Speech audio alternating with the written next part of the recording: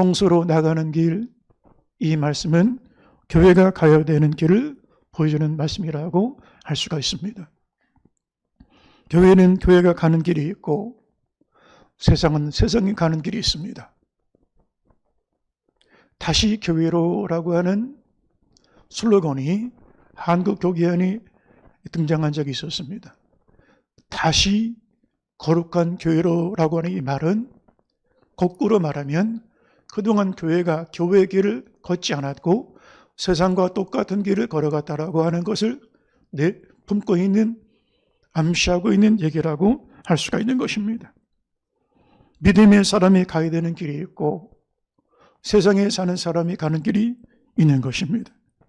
지도자는 지도자가 가야 할 길이 있고 백성은 백성이 가야 될 길이 있습니다. 목자는 목자가 가야 될 길이 있고 성도는 성도가 가야 될 길이 있습니다. 우리 사회가 이렇게 많이 힘들고 어려움에 빠진 이유는 길을 잃었기 때문이라고 할 수가 있습니다. 우리 사회를 보면 어린아이로부터 어른에까지 무언가 중심을 잃고 살아가는 것을 볼 수가 있습니다. 휘청거리고 있습니다. 술에 취해서만이 취한 게 아닙니다. 세상에 취하고 죄에 취하여 살아갑니다. 어른들은 술에 취하고 음란에 취하고 마약에 취하고 세상의 성공에 취해서 살아갑니다. 중심을 잃어버리고 휘청거리고 있습니다. 가정의 중심이 휘청거리고 있습니다. 교회도 중심을 잃어버리는 가운데 있습니다. 아이들도 마찬가지입니다. 컴퓨터에, 게임에, 스마트폰에, 세상의 재미에 아이들이 빠져서 휘청거리는 모습들을 볼 수가 있습니다. 그런데 교회가 시대의 중심이 되고 기준이 되어야 되는데 교회가 가야 될 길을 잃었다면 이 세상의 중심을 누가 유지할 수가 있겠습니까? 성소로 나가는 길, 이 말씀은 예수 그리스도께로 나가는 길을 의미하는 것이라고 할 수가 있는 것입니다. 성전은 죄 가운데 있는 사람을 향하여 열려진 문이라 할 수가 있습니다. 세상에 죄에 빠져 있을 때, 낙심하고 쓰러지고 절망 앞에 있을 때, 인간의 힘으로 도저히 넘기 어려운 큰 산 앞에 놓여 있을 때, 사망의 근원 안에 묶여 있을 때, 율법의 저주 안에 매여 있을 때, 병든 마음과 상한 마음이 있을 때 어디로 갈 수가 있습니까? 그런데 성막은 우리가 어떤 문제가 있든지 간에 활짝 열려 있는 것입니다. 그늘로 말미암아 죄에 빠진 죄인이 보배로운 피로 제단에서 속죄함 받고 마음이 상하고 몸이 병들고 영이 곤고한 자들이 성소를 통하여 말씀의 은혜를 덧입고 성령의 기름받아 새 영으로 충만하게 새로운 힘과 능력을 덧입는 곳이 바로 성전이요 성막의 영광이라고 할 수가 있는 것입니다. 성소로 나가는 길, 이것은 우리 신앙생활 전 여정을 담고 있는 말씀이라고 할 수가 있습니다. 여기 잠깐 말씀을 하나 소개해 드리겠습니다. 성막의 문, 이 성막의 문은 구원론을 다루고 있습니다. 평생의 교회를 다녔지만 구원의 확신이 없이 신앙생활하는 경우도 있습니다. 심지어 목회자나 교회 중직자 가운데서도 예수 안에 영원한 구원에 대한 소망을 확신이 없는 채로 교회를 다니는 경우도 있습니다. 구원론, 그리고 물두멍, 말씀을 통한 회개론, 철저한 회개를 말합니다. 값싼 회개를 말하지 않습니다. 값진 회개를 말합니다. 변화의 새 사람 될 수 있는 회개, 세상을 향해 질타하기 전에, 다른 사람 가르치기 전에 먼저 내 자신의 실존적인 내면을 돌아보고 내 영적인 곤고함과 가련함과 벌거벗음을 볼 수 있는 철저한 자복하는 회개를 다루게 되었습니다. 번제단에서 죄론과 속죄론을 다룹니다. 여러분, 이 세상에서 죄를 처리할 수 있는 곳이 어디가 있습니까? 죄인이 그 죄사함 받을 수 있는 곳이 어디가 있습니까? 그런데 이 번제단에서 은혜 안에 해법을 찾게 되어집니다. 지난주에 봤던 정금등대 교회론, 교회는 세상의 등불이요 세상의 진리의 빛을 드러내는 공동체라고 할 수가 있습니다. 성령의 조명 아래 살아가는 삶, 빛 가운데 살아가는 삶에 대하여 살펴볼 수가 있습니다. 그리고 진설병상 안식일에 아론이 성소에 들어가 뜨거운 떡으로 한 덩어리에서 한 이 반죽을 통하여 12덩이 떡을 진설하게 되었습니다. 이 떡을 나누면서 우리는 한 몸이요, 우리는 한 연합한 한 지체요, 말씀의 떡을 통하여 성도의 교제를 나누게 되어지는 것입니다. 그리고 오늘 살펴보려고 하는데, 분향단, 지성소와 성소 사이의 휘장 가운데에 기도의 분향단이 있는데, 아론이 아침에 들어가 향불을 피웁니다. 아론은 이스라엘 백성들의 아픔과 절망과 장암과 삶의 문제에 죄의 짐을 짊어지고 기도의 분향단에 섰습니다. 백성들의 눈물을 함께, 고통을 느끼면서 함께 눈물을 흘립니다. 백성들의 삶의 무게의 짐을 함께 어깨에 짊어지고 중보의 기도를 드립니다. 여기가 하느님께서 이스라엘의 중보의 기도를 받으시는 거룩한 곳이라고 할 수가 있는 것입니다. 그리고 1년에 한 번 속죄일에 성소의 휘장이 열려지면 비로소 법궤 안에 아론이 일주일 동안 금식하고 들어가게 되었습니다. 그러면 법궤, 여기는 율법이 있는 곳입니다. 하느님의 말씀이 있는 곳입니다. 말씀이신 하느님 앞에 1대1로 대면하여 바라보는 영광을 경험하는 것입니다. 이 법궤를 통하여 하나님이 어떤 분인지, 신론, 하나님 말씀이 어떻게 우리 가운데 선포되는지, 계시론, 십계명과 율법, 그리고 천국에 대하여 살펴보게 되어지는 것입니다. 성소로 나가는 길, 이 여정은, 화면을 바꿔주세요. 그리스도인의 신앙의 전 여정을 보여줍니다. 우선 칭의, 어떻게 죄인이 의롭다 받을 수가 있는가? 자기 행위나 율법의 공로로 의롭다 받는 것이 아니라 제단에서 제물의 죽음을 통하여 죄인에게 그 의를 전가해 주므로 대속의 은혜로 믿음으로 받는 의, 십자가에 예수님이 나를 대신하여 죽으심으로 멸망받아 마땅한 나를 대신하여 하느님의 진노하심과 심판을 받으심으로 죄값을 처리해 주시고 예수님을 믿음으로 말미암아 값없이 주시린 의. 나는 자격이 안 되는데, 부르심에 합당한 그는 조건이 없는데, 나는 심판받아 마땅하고 진노하심 안에 있는 사람인데 믿음으로 의롭다 받는 구원, 칭의가 이루어지게 되었습니다. 구원은 즉각적으로 이루어집니다. 그 한순간에 이루어질 수가 있습니다. 그런데 거기서 끝나는 게 아닙니다. 제단에서 칭의, 의롭다 받은 성도는 비로소 예수님 안에, 성령 안에, 성소 안으로 들어가 임재 속에 살아가는 삶을 살아가게 되었습니다. 이 성소 안의 삶을 가리켜서 성화에 이르는 삶, 예수님과 동행하며 임재 속에 살아가는 삶, 점진적인 구원, 칭의는 즉각적으로 이루어지지만 성화는 우리 평생에 이루어가는 것입니다. 어제보다 오늘, 오늘보다 내일 더 가까이 주님 앞에 나가 내 안에 죄악된 형상이 깨어져서 예수님의 성품으로, 예수님의 인격으로, 예수님의 삶의 방식으로 점점 더 변화되고 닮아가는 삶, 성소 안의 삶이 비로소 시작되게 되어지는 것입니다. 그리고 마지막, 우리 구원의 마지막 완성, 지성소 영광의 휘장이 거쳐질 때, 여러분, 저와 여러분의 육체의 장막을 떠나 우리 육체의 휘장이 벗겨질 때, 예수 그리스도 안에 우리가 서는 그날 우리 구원은 완성을 경험하게 되었습니다. 영화로운 구원에 참여하게 되어지는 것입니다. 그래서 이 성소로 나가는 여정은 한 신자가 죄사함 받고 예수 믿고 평생에 예수님과 동행하면서 저 천성의 주님의 나라의 영광의 보좌 앞에 나갈 때까지 그 큰 여정을, 전체 여정을 담고 있는 말씀이라고도 할 수가 있는 것입니다.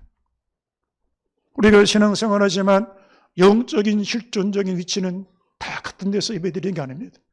물리적으로 우리가 예배당에 똑같은 예배당에 있습니다. 그러나 영적인 우리 실존적인 위치는 다 똑같은 자리에서 예배드리는 게 아닙니다.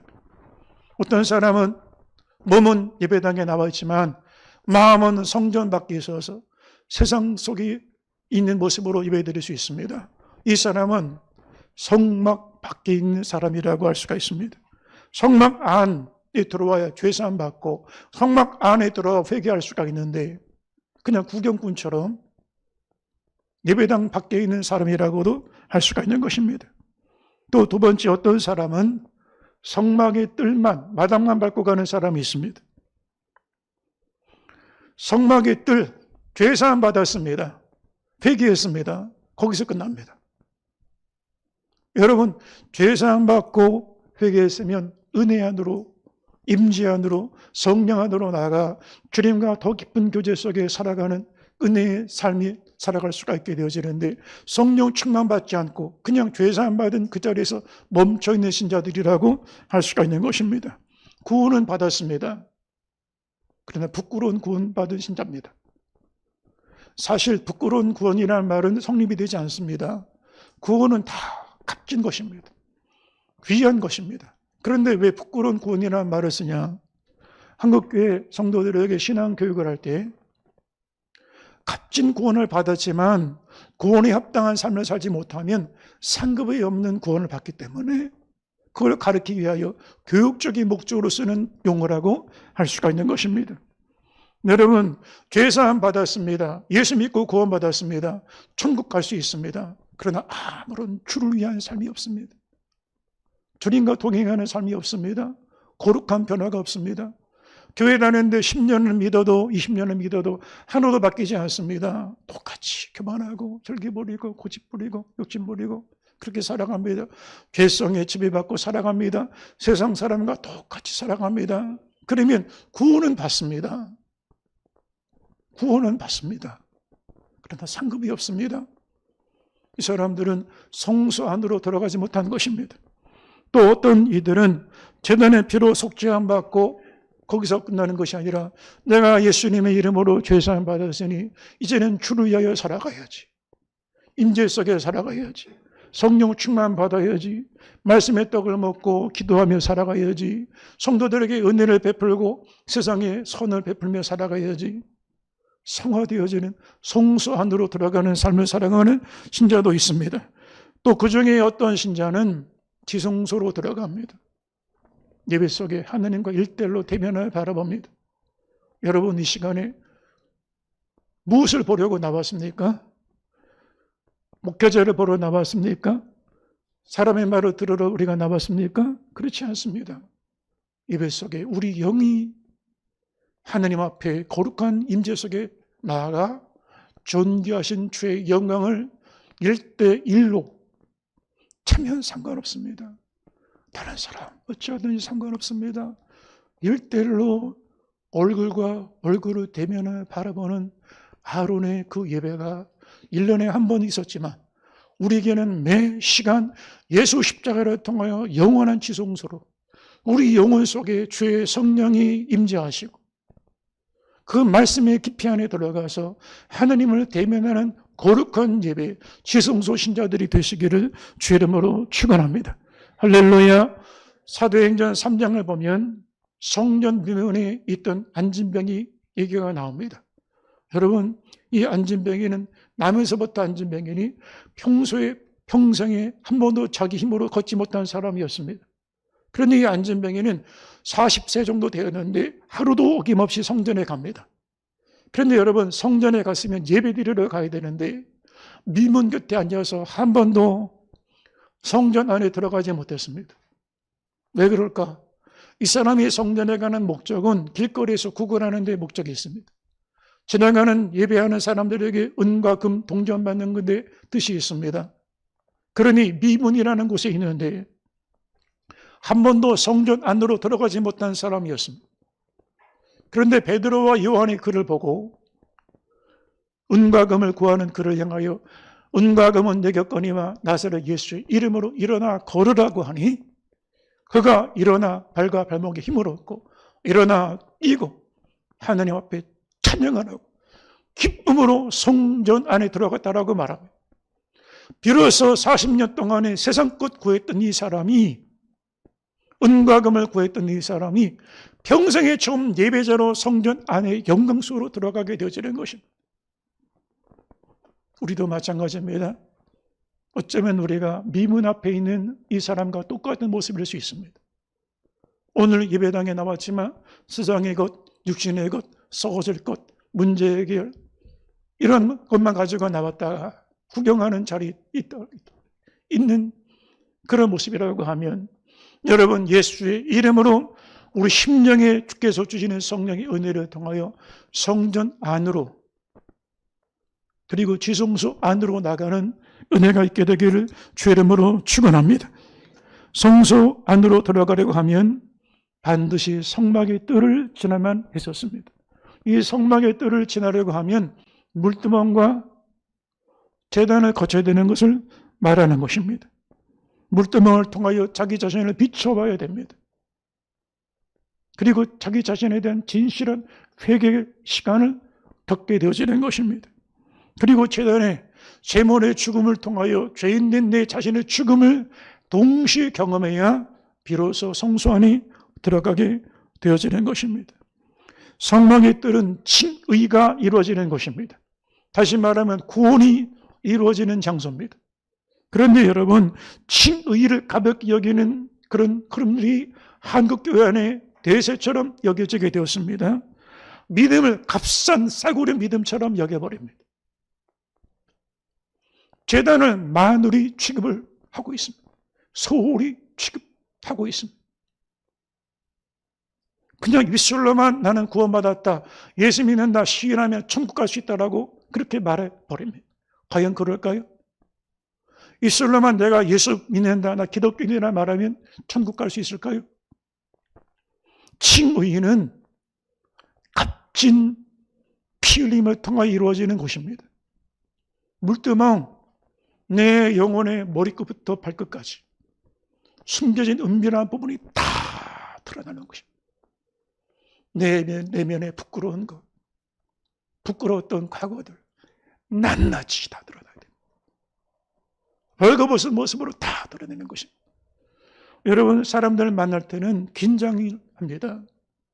그리고 사람들 만날 때는 화정도 합니다. 사람들 만날 때는 자기 포장도 합니다. 화려하게. 그래서 벌거벗은 민낯으로 만나지 않습니다. 사회에 있을 때는 명함 속에 있는 나를 만납니다. 사회적인 위치로서 나를 만납니다. 여러분, 심지어 가족 앞에서도 자기 자신을 감출 때가 있어요. 가릴 때가 있어요. 그런데 성막 안에 들어가면 소용이 없습니다. 전능하신 하나님 앞에서는 감출 수 없습니다. 내가 얼마나 존재가 가련한 사람인지, 부끄러운 사람인지, 더럽고 추한 사람인지, 내가 얼마나 과거가 많은 사람인지 교인들은 몰라도 하나님 아십니다. 이 자리에는 이 담임 목사가 여러분 앞에 부끄러운 사람입니다. 이 자리에 설 자격이 안 됩니다. 가련한 존재입니다. 그런데 숨길 수 없습니다. 물두멍 앞에 서면 다 드러나고, 말씀 앞에 서면 낱낱이 다 드러나고, 그 철저한 회개를 통하여 비로소 제단 앞에서는 은혜를 경험하게 되는 것입니다. 물두멍 없이 그냥 죄사함 받으면 된다, 그렇지 않습니다. 그리고 제단도 마찬가지입니다. 피 흘림이 없은즉 사함이 없습니다. 제물의 죽음을 통하여 죄값인 사망의 값이 철회되게 되어지는 것입니다. 아담에게 선악과를 먹으면 정령 죽으리라, 반드시 죽으리라 그랬습니다. 그런데 뱀이 아담에게 어떻게 유혹합니까? 참으로 죽을 것 같으냐? 정령 죽지 아니하리라. 지금 세상이 이렇게 말합니다. 아이씨, 이 정도는 무슨 죄입니까? 교회 다니는 사람들 내가 다 겪어봤는데 똑같던데요. 괜찮습니다. 한 번만, 딱 한 번만. 괜찮습니다. 그런데 여러분, 그 유혹의 소리가 옛뱀이 아담에게 유혹했던 소리가 무슨 차이가 있습니까? 이 정도쯤이야 하다가 그 죄 때문에 정령 내 영혼이 죽게 되어지는 것입니다. 죄는 절대로 가볍지 않습니다. 지금 한국교회가 죄를 가볍게 여깁니다. 그러니 교회에서 예배드리고 주차장 가서 싸웁니다. 교회에서 예배드리고 집에 가서 2차 대전, 3차 대전 합니다. 교회에서 예배드리고 월요일부터 금요일까지 세상에서 죄를 짓고 죄를 먹고 죄를 마시고 죄악된 자리에서 뒹굴고 죄악된 자리에 잠자리를 합니다. 죄를 가볍게 여기기 때문이라고 할 수가 있는 것입니다. 여러분, 그러나 제단은 두려운 것입니다. 칭의는 값지게 주어지는 것입니다. 나의 죄 때문에 흠없는 예수님이 대신 죽음당했습니다. 그 피의 죽으심 때문에 내가 죄사함 받게 되어지는 것입니다. 그리고 동시에 예수님의 죽음, 제물의 죽음, 그 죽음은 동시에 나 자신의 죽음인 것입니다. 칭의, 구원은 단순하게 내가 예수 믿습니다, 나 기독교인입니다 라고 끝나는 게 아니라 예수님과 내가 함께 죽었습니다. 지금까지 여러분이 알고 있는 나는 죽었습니다. 이게 제단의 경험입니다. 이게 죄사함의 경험입니다. 얼마나 값진 속죄고 값진 용서입니까? 입술로 회개하고 또 죄짓고, 입술로 회개하고 더 심각하게 죄짓고, 입술로 회개하고 반복적으로 은밀하게 죄짓고, 그건 제단을 많이 여기는 것입니다. 제단 앞에 설 때 자아가 무너지게 되어집니다. 예수 십자가 앞에 서는 순간에 그렇구나, 나는 그동안에 사는 게 아니었구나, 내가 헛되게 살았구나, 정말 하나님 앞에 부끄럽고 사람들 앞에, 내 자신 앞에 부끄럽게 내가 살았구나, 내가 잘된 줄 알았고, 나는 이룬 줄 알았고, 선 줄 알았고, 나는 옳은 줄 알았는데 내가 소용없는 헛된 짓을 했고 살았구나. 그러니 그 순간에 자기 의가 완전히 무너지게 되어지는 거예요. 그래서 하늘선 기도원의 이천석 목사님, 지금은 떠나셨지만 그 하늘선 기도원에서 한국교회 성도들을 가르칠 때 방언 기도 일만 방언 기도한다고 소용하는 게 아니라 십자가에서 와장창 충창 투자장창 깨져야 된다고 그랬어요. 그게 뭐냐? 내 겉사람의 교만, 내 속사람의 자아, 내 안에 부패했던 육신의 정욕, 이게 깨지고 깨져야 비로소 성령의 사람이 될 수가 있다는 거예요. 제단이 내 의가 무너지는 것입니다. 내 주권 깃발이 내려오는 것입니다. 내 인생의 깃발이 이렇게 흔들면서 내 인생의 깃발은 이것이다 하는 이 깃발들 다 내려오는 것이 제단이라는 거예요. 회개 없는 죄사함, 속점이 없는 제단은 값싼 구원입니다. 이건 기독교와 무관합니다. 성경이 말씀하는 십자가와 무관한 것입니다. 값싼 구원은 값싼 신앙을 만들었고, 지금 신앙이 싸구려 취급을 당합니다. 값싼 신앙은 값싼 헌신을 만들었고, 죄와 사망을 이기는 권세 있는 신앙이 아니라 죄에 끌려다니는 권세를 잃어버린 머리카락 뽑힌 삼손처럼, 두 눈 뽑힌 삼손처럼 세상에 눈먼 기독교가 되어버리게 되어지는 것입니다. 바울이 경험한 칭의를, 이런 칭의를 그는 고백합니다. 바울이 경험했던 제단이 어떤 제단일까? 바울이 경험했던 물두멍이 어떤 경험일까? 갈라디아 2장 20절을 한번 읽어보겠습니다. 내가 그리스도와 함께 십자가에 못 박혔나니 그런즉 이제는 내가 사는 것이 아니요 오직 내 안에 그리스도께서 사시는 것이라. 이제 내가 육체 가운데 사는 것은 나를 사랑하사 나를 위하여 자기 자신을 버리신 하나님의 아들을 믿는 믿음 안에서 사는 것이라. 이 말씀을 잠깐 띄워놓으세요.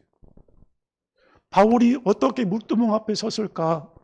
말씀 앞에서 바울 자신을 어떻게 보았는가 하는 거예요. 바울이 제단 앞에서 어떤 제단을 경험했는가 하는 거예요. 단순하게 교회 다녀서 오늘 내가 잠깐 눈 감고 기도해서 죄사함 받고 끝났다?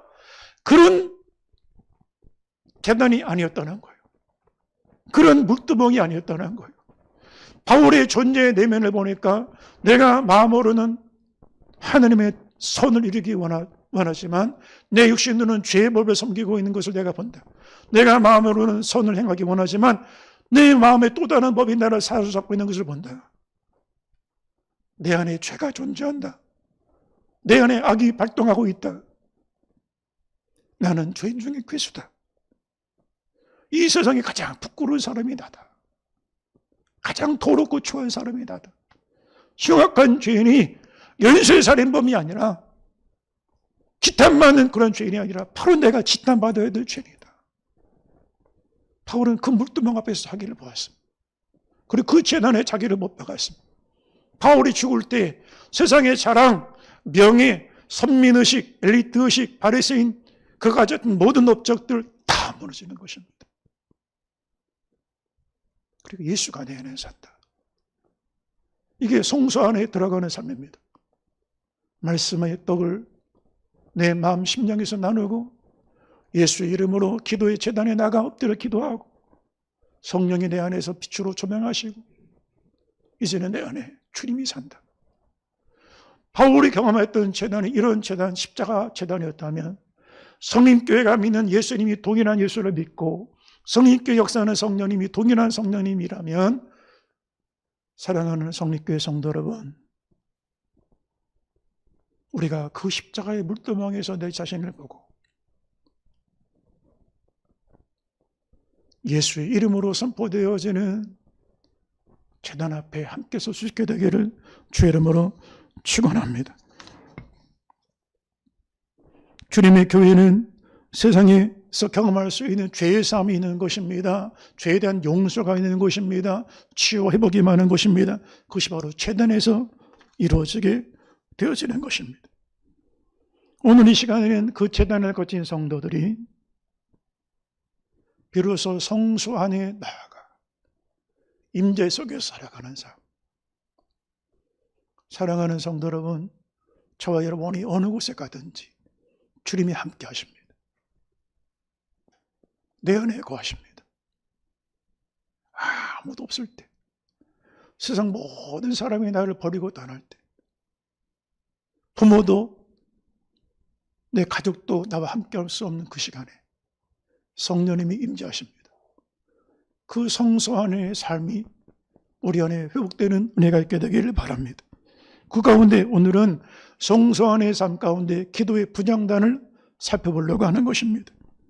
출애굽기 30장 1절 이하의 말씀을 보니까 너는 분향을 제단을 만들지니 곧 조각목으로 만들되 길이가 한 규빗 너비가 한 규빗으로 네모가 반듯하게 하고 높이는 2규빗으로 하며 그 뿔을 그것과 이어지게 하고 그랬습니다. 기도의 분향단은 성소와 지성 사이 법궤 맞은편에 두고 아론이 아침에 등불을 켤 때 기도의 분향단을 드렸습니다. 그리고 저녁 때 등불을 켤 때 거기서 기도를 드렸습니다. 아론은 자기 식구, 내 식구, 내 가족 그것만 위해서 기도하는 게 아닙니다. 200만 이스라엘 지파의 아픔을 끌어안고 갑니다.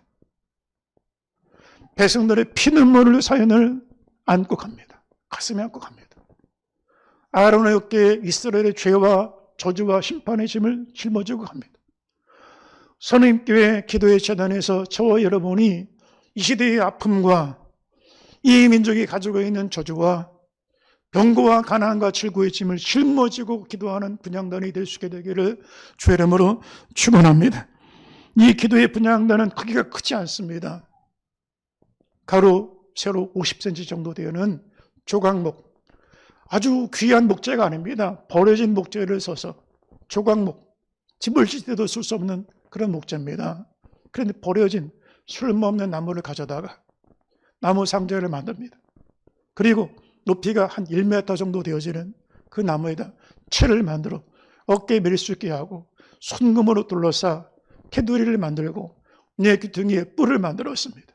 그리고 그 향단에 향을 쓸 때 일반적인 향을 쓰면 게 아닙니다. 하나님의 방법대로 정해주신 기도의 향을 쓰라고 말씀해 주셨습니다. 출애굽기 30장 34절을 보면 기도 향단에 쓰는 향불이 어떻게 만들어졌는가를 말씀해 주셨습니다. 여호와께서 모세에게 이르시되 너는 소합향과 나감향과 풍자향의 향품을 가져다가 그 향품을 유향에 섞되 각기 같은 분량으로 하고 그랬습니다. 여기 표를 보세요. 소합향과 나감향과 풍자향을 쓰라 그랬는데 이 소합향이라는 이 향기는 어떤 것일까?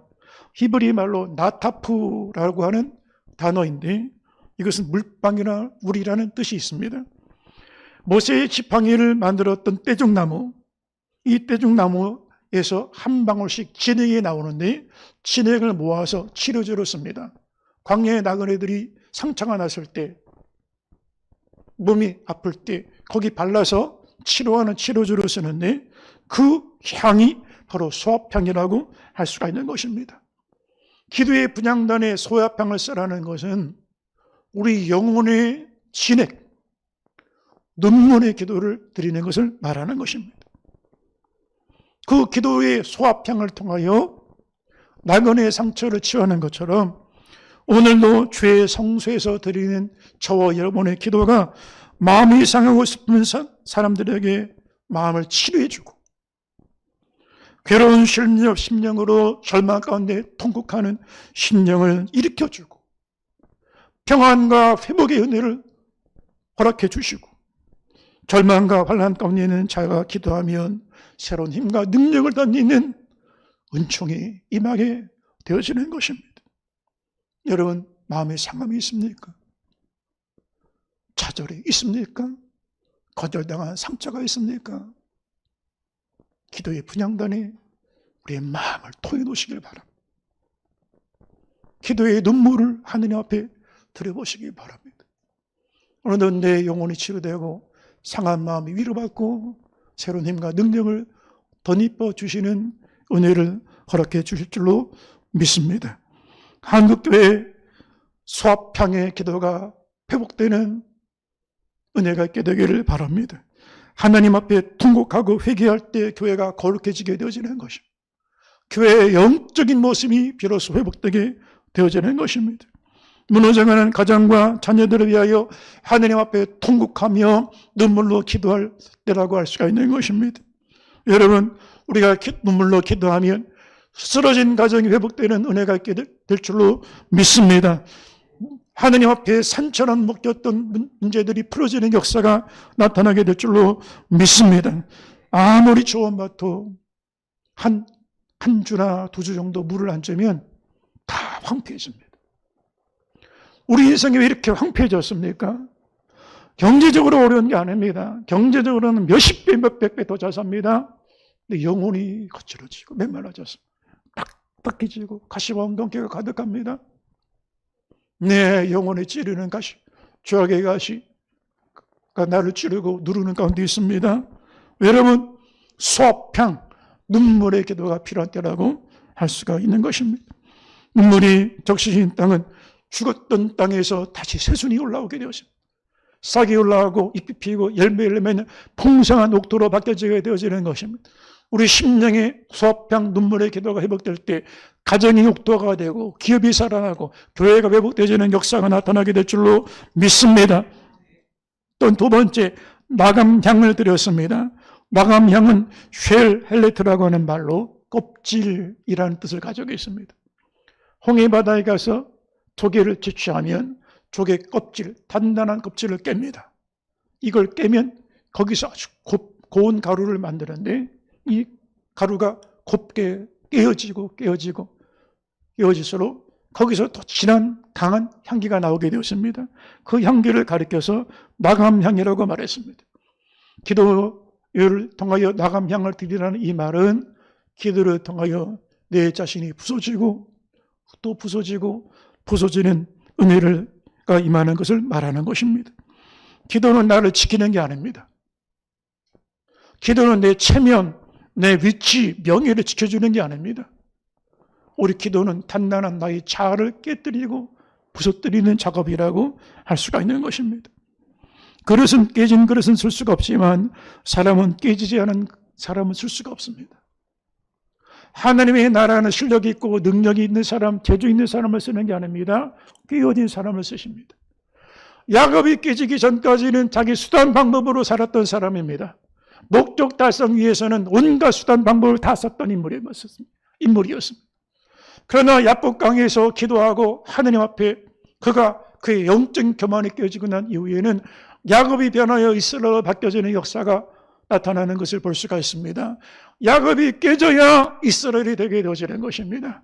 야곱으로 살 때는 자기 식구 터듯이 먹여 살리는 게 전부였지만 이스라엘이 될 때는 한 민족이 그 안에서 거리에서 나오게 되어지는 것입니다. 열방을 섬기는 사람으로 바뀌어지게 되어지는 것입니다. 한국교회가 이상한 모습을 볼 수가 있습니다. 기도할수록 또 단단해집니다. 사람이. 기도하는데 자아가 또 강해집니다. 사실은 그렇지 않습니다. 기도하면 자아가 깨어집니다. 기도하면 자기 주권이 무너집니다. 세상의 자랑, 업적의식, 공로의식, 서열의식, 명예의식, 엘리트의식 다 무너지게 되어지는 것입니다. 여러분, 이 세상에 가장 단단한 것이 무엇입니까? 사람의 마음입니다. 사람의 마음보다 단단한 게 없습니다. 다이아몬드보다 더 단단한 게 사람의 마음입니다. 스가랴 7장 12절 말씀을 보니까 그 마음을 금강석 같게 하여 율법과 만군의 여호와가 그의 영으로 옛 선지자들을 통하여 전한 말을 듣지 아니하므로 큰 진노가 만군의 여호와께로부터 나왔도다. 하나님께서 수많은 선지자를 보내 경고하고 책망하고 돌이키라고 회개를 촉구했지만 여호와 하나님의 종들이 전하는 말씀을 듣지 않고 강박하게 하고 단단하게 하고 굳게 하고 단단하게 했다는 것입니다. 에스겔서 3장 9절에도 내 이마를 화석보다 굳은 금강석같이 하였으니 사람들이 양심이 단단해져서 화에 맞은 상태가 되어 양심의 고통을 못 느낍니다. 금강석보다 단단하게 떳떳하게 옳은 줄 알고 스스로 의로운 줄 알고 그렇게 살아가게 되었다는 것입니다. 여러분, 이 부패한 인간의 단단한 마음이 어떻게 깨어집니까? 핵으로 깨어집니까? 이기성으로 깨어집니까? 도덕으로 깨어집니까? 종교적인 고행으로 깨어집니까? 철학적인 연단으로 깨어집니까? 은혜 안에 있을 때 가능한 것입니다. 은혜 안에 기도에 나가면 부서지는 기도를 드릴 때 오늘도 주일 예배를 통하여 기도하면 또 내 자아가 부서집니다. 또 부서집니다. 그런데 부서지고 부서질수록 내 안에 죄악된 형상은 깨어져 나가고 못난 인격은 깨져 나가고 거짓되고 부패한 마음은 떨어져 나가고 예수님의 부드럽고 온유한 자비로운 형상으로 회복되며 점점 예수님의 모습이 나타나게 되어지는 것입니다. 세 번째는 풍자양을 드리라고 그랬습니다. 풍자양은 지중해나 중앙아시아 등지에서 사는 회향풀과에서 나오는 고무나무의 일종으로 이 고무나무의 열매를 태우면 아주 독성이 강한 독한 냄새를 풍겼습니다.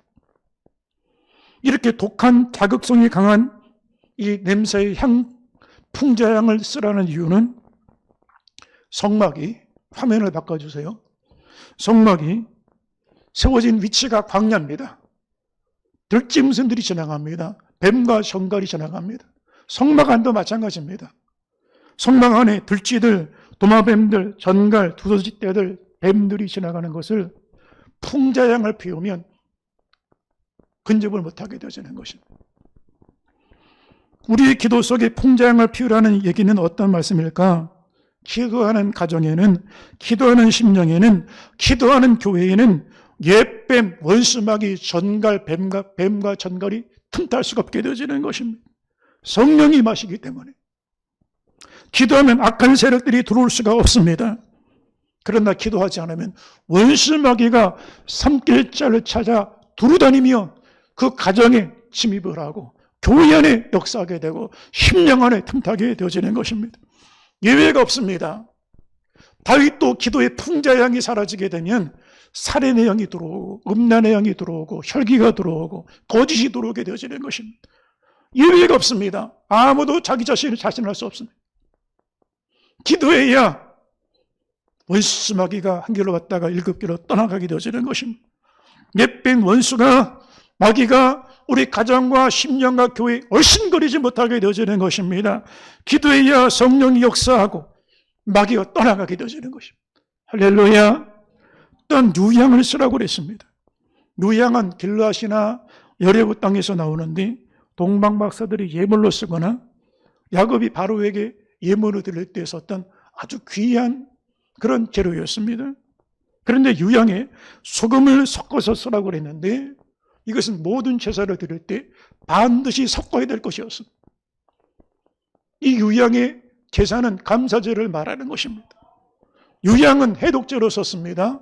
썩어지는 것을 막게 되어지는 것입니다. 부패를 막게 되어지는 것입니다. 여러분, 기도는 우리 심령이 부패해지는 것을 막아줍니다. 이제 상온에 음식들을 두면 한두 시간 만에 음식이 부패가 시작이 되었습니다. 그런데 음식 부패보다 더 빨리 부패하는 게 뭐냐? 사람의 마음입니다. 사람의 마음이 화장실 들어갈 때 마음하고 화장실 나올 때 마음이 다릅니다. 좋을 때는 막 친구처럼 동역자처럼 있다가 한순간 섭섭했으면 어제 친구가 원수가 됩니다. 사람의 마음이 이렇게 쉽게 한순간에 부패하게 되어지는 것입니다. 그런데 이 사람의 마음이 부패해지는 걸 막을 수 있는 게 뭐냐? 기도인 것입니다. 기도에 유향을 쓰면 한순간에 내 안에 육체의 정욕이, 죄악의 정욕이 내 영혼을 삼키려 할 때 이 부패를 막아주게 되어지는 것입니다. 하나님은 이 기도의 향을 받기를 원하십니다. 우리 성립교회가 거룩한 기도의 본향단이 되어 선사들의 금대접에 저와 여러분의 눈물과 아픔과 삶의 무게와 기도의 그 모든 사연들이 주님 앞에 연락되고 내가 너의 기도의 향기를 헌양한다. 내가 너의 기도를 다 기억한다. 말씀해 주시는 이 거룩한 분향단이 될 수 있게 되기를 주의 이름으로 축원합니다. 우리 함께 동성으로 기도하겠습니다.